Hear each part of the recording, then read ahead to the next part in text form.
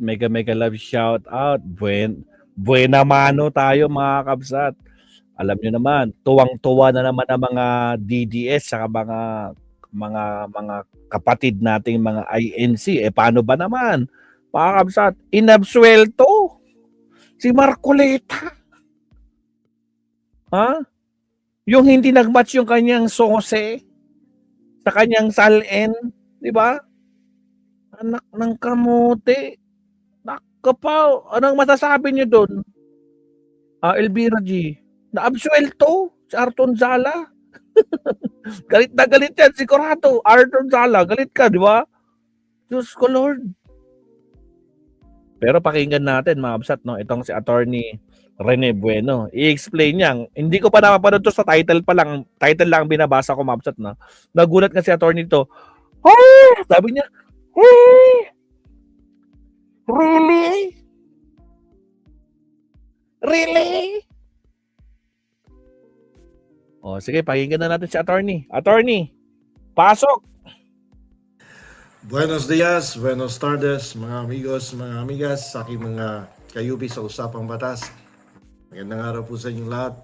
Ito po muli ang inyong lingkod, Attorney Rene Bueno. Kanina po sa Usapang Batas ay ating pong tinalakay at tayo piniliwanag yung tungkol sa likuran ng kontrobersiya kung bakit nauwi ang kaso ni Senator Rodante Marcoleta sa termination of his case, no, for failure to file properly yung kanyang sose, at ito nga ay na-dismiss o na-terminate ngayong March 18, 2026. So ang tanong dito ng iba, kasi maiksi yung oras doon sa 3 kaso pinag-uusapan namin doon at nagmamadali kami, no. May error pa nga ako, nababanggit ko palagi section 99 ako ng 99, no. Section 98 po yun, nagkahalo-halo na yung aking numero. Pero yung sustansya nandun pa din naman. So saan ba nagmula itong usapin ito? Nagsimula po to dun sa 112 million versus zero gap. Okay? Noong 2025 elections kasi, nag-file si Senator Marcoleta ng kanyang SOSE. SOSE, ibig sabihin niya na Statement of Contributions and expenditures. Ngayon, may discrepancy. Lumalabas doon sa kanyang isinumiting SOSE, ang gastos niya ay 112 million. Yung tinanggap niyang donasyon, 0. So wala siyang tinanggap na pera. So lalabas to, kung gumastos ka ng 112 million, galing lahat sa bulsa niya to. No? Di ang daming pera ni Senator. Sana all. Sana all talaga, Attorney. Saan galing yung pondo na ginastos ni Senator Marcoleta? Kung sariling pera, tugma ba to doon sa kanyang Statement of Assets and Liabilities Network? Kung donasyon, bakit wala siyang diniklara na donors, no? Saan nanggaling yung kanyang pondo? Okay? So, upang maunawaan lalo natin itong kaso na to, kailangan nating himayin ang 3 magkakaibang probisyon ng Omnibus Election Code. Okay? So, kanina medyo kapos sa panahon dahil diniscuss pa namin yung tungkol kay President Bongbong Marcos, no? At yung iba pang cases, no? Kaya medyo siguro mga 10 minutes lang namin pinag-usapan to. So, ngayon, linawin natin ulit. So, yung 3 probinsya dito, unang-una yung Section 109. Ito ay tungkol doon sa nilalaman ng SOSE. Ito yung the candidate's duty. Okay? So, ano to? Obligasyon kasi ng kandidato na ilista ng tama ang lahat ng gastos at pondo. Pero ang status daw nitong provision na ito, itong Section 109, okay? Decriminalize na daw to. Sa ilalim ng Republic Act 7166, ang simpleng pagkakamali sa SOSE ay administrative fine or multa lamang. Diba? So, hindi na ito election offense na pwedeng ikulong ang kandidato. Okay, so, yan yun yung Section 109. Puntahan natin yung Section 99. Ito yung yan. ako ng 99 kanina sa Usapang Batas. With Section Pero it's 98, supposed killed to the be case. 98. Kalituhan na sa numero. Yung Section 99, ito po yung report ng donor. This is the duty of the donor with the commission and elections. So ano to? Ito yung obligasyon ng mga nag-donate na mag-file ng sarili nilang ulat, no? Report sa COMELEC. Ito, criminal to. No? Hindi pa to na-decriminalize. So that is an election offense. Okay?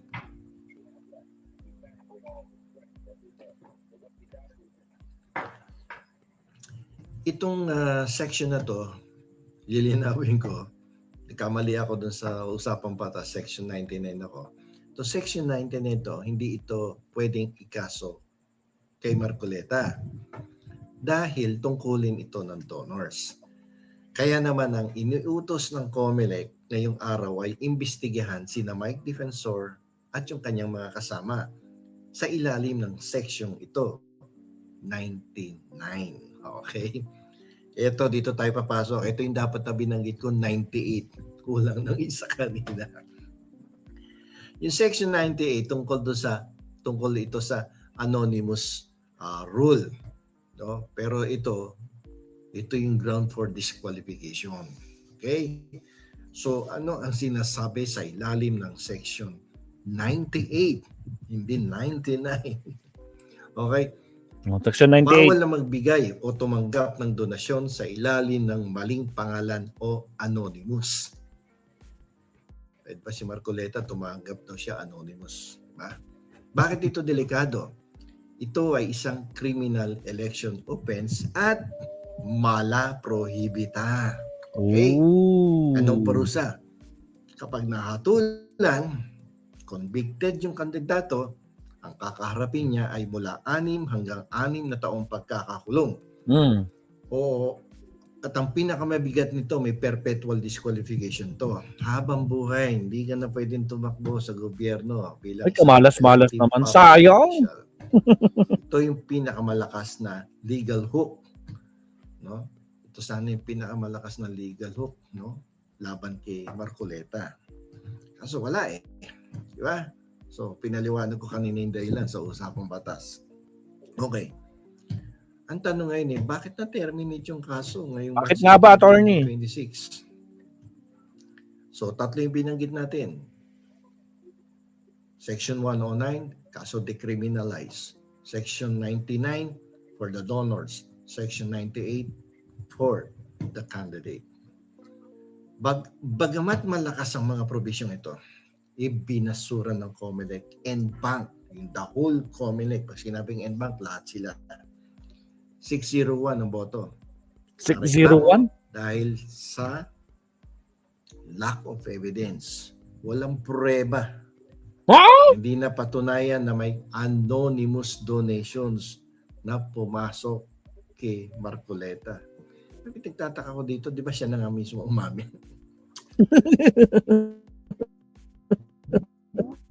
Yun nga eh. Nako po, COMELEC. Ano na? Anyway, sa ilalim po ng mala prohibita, kailangan patunayan mo na ang mismong gawa, yung actus reus. Excuse me. Yung mismong kilos niya na ginawa niya yung pinagbabawal ng election law. Kung walang resibo o testigo ng donation, walang basihan para sa Section 98 or 99. Ngayon, papasok dito yung perjury. Dahil hinatulan ng perjury ang reklamo, hinaluan ng perjury, nakagamit ang senador ng depensang good faith. Ang perjury po ay malainse. Pinaliwanag ko kanina sa usapang batas. Ibig sabihin, kailangan ng patunay na masamang intensyon. Intent, no? Willful intent na hindi na patunayan ng prosecution. Okay? So, dalawang klase ang provision dito. Isang mala inse, isang mala prohibita, pero yung 98, 99, mala prohibita yan. Kaso hinaluan ng perjury, kaya nadali. Okay? Excuse me. So, ang pagkakamali sa SOSE, sa Section 109, ay multa lang. No? Pero ang pagtanggap ng anonymous funds, yung donation para sa kampanya ng senador na si Marcoleta, ay pwedeng maging mitya ng disqualification ng kandidato at pagkakakulong. Ngayon, si Mike Defensor daw kakasuhan for violation do sa Section 99. Kasi yung Section 99 para sa donor. Yung Section 98 na binabanggit ko kanina, 99, ay para sa kandidato. Okay? Ang hindi pag-report ng iyong tulong ay isang krimen. Okay? Eh si Marcoleta, doon sa desisyon ng COMELEC, siya ay na-clear na. No? Na-clear siya doon sa mga reklamang ito dahil nanalo ang depensang kawalan ng ebidensya. Tapos ginamit yung good faith. No? Yun ang problema. Ngayon, tandaan po natin.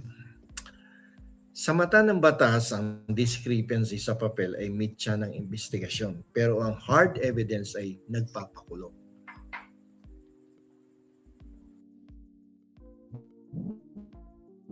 Naharakan na naman tayo. Again, sa mga bagong pasok dyan, sa mga bagong pasok, huwag kalimutan mag-like and subscribe. Okay, so yun na naging problema dito. Pero sabi ko nga kanina, Section 98, Section 99, actually, they can stand alone . Kaso hinaluan ng perjury case . Ang perjury case is mala inse. Pero yung Section 98 and 99, they are mala prohibita. The mere violation of Section 98 and Section 99 as well ay already enough para makonvict mo o masabi mo na liable yung hindi nagdeklara ng tamang impormasyon sa Statement of Contributions and Expenditures.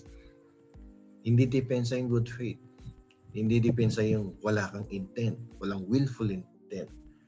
The mere act of violating the provisions of Section 98 and 99 under mala prohibita, they are already enough.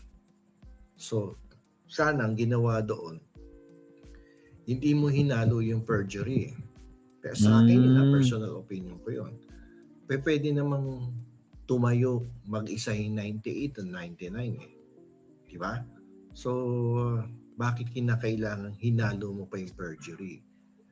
Mixing perjury with mixing this mala inse case with mala prohibita case, talagang magkakaroon ng technicality sa kaso at mauuwi yan sa dismissal of the case. Okay? So, inamin naman ni Marcoleta talaga na meron siyang donor na gusto at nag-request na ideklara silang anonymous. Ngayon, nagkamali, hindi siya nakapagdeklara at walang pangalan ng mga donors. No? Wala din yung amount. Ang nilagay niya lang yung gastos ng 112 million. Pero sinabi niya may donor siya. At yun nga grupo ni Mike Defensor. Yun lang sapat na yun under a mala prohibita case.